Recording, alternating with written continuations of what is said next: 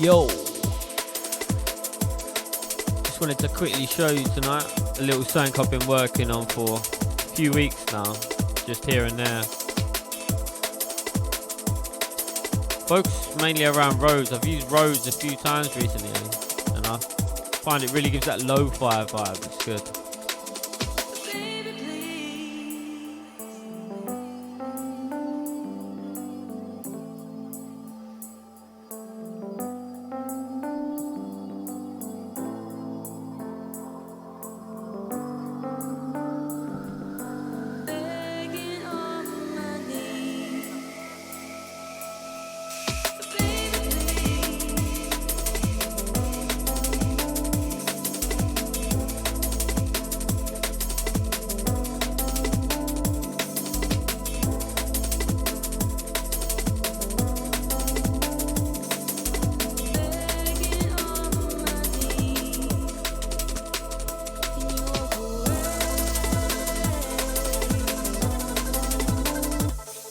Anyway, I won't go too much, otherwise it'll leave nothing left of the track there.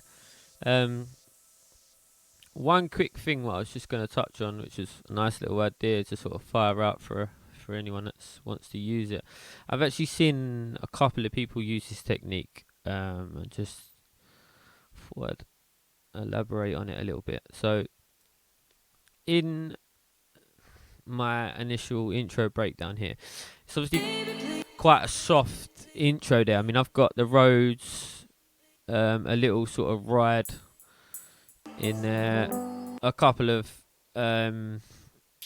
vocal samples, and then like a riser and a downer, and then these two bits, which is like an ambient nature sort of pad, which was sort of from grain and then bounced down, and then there's this, which is the only way to say it is just a load of crowd noise.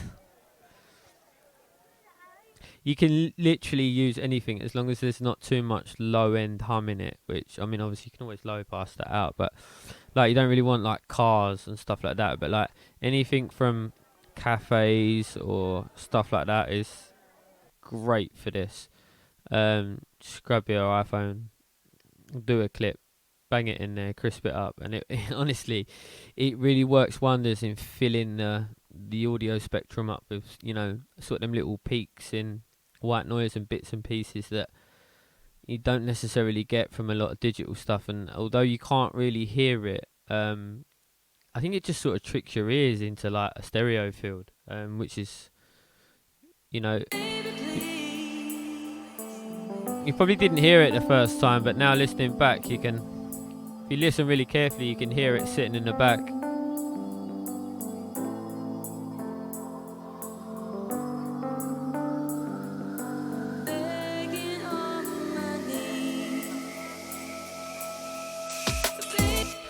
And I find it's just a really good way to get them lo-fi breakdowns, give them a little bit of something without putting loads of pads and atmospheres and all that sort of stuff in the background. Sometimes that can just lift it right up, which is handy. And then one other thing, again, another little nice trick is when you use like an uplifter like this,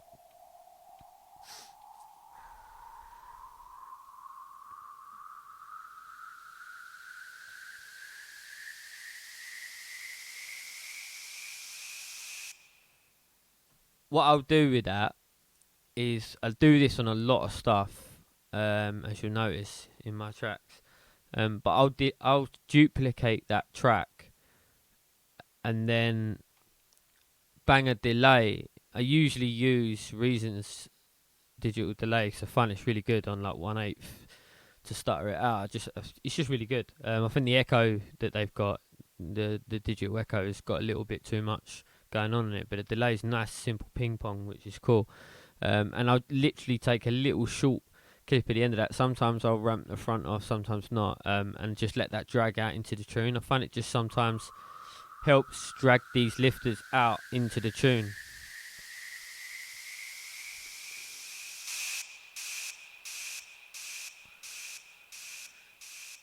And again, you wouldn't think that it really works, but in the mix it just ties in.